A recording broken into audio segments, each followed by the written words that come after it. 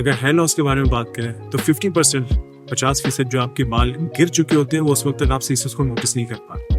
जब 50% से ज़्यादा बाल गिर जाते हैं आपके हेयर लाइन से लेकर क्राउन तक, उस वक्त वो नोटिसेबल होने शुरू हो जाते हैं। सो हमें थोड़ा सा काउंट भी रखना होता है कि अगर 50 से 100 बाल दिन में गिर रहे हैं, दैट्स नॉर्मल चीज़ें, बाल गिरते हैं फिर उसी जगह आते हैं। लेकिन अगर 100 से ज़्यादा गुच्छे गिर रहे हैं, पीछे से भी गिर रहे हैं, आगे से भी गिर रहे हैं, तो फिर ये कंसर्निंग होता है और आपने फिर जल्द से जल्द डॉक्टर से मुलाकात करनी होती है कि वो आपकी एग्जामिनेशन कर सके आपके स्कैल्प का और आपको फिर कुछ चीज़ें रिकमेंड करें जिससे आपकी हेयर फॉल हो जाए।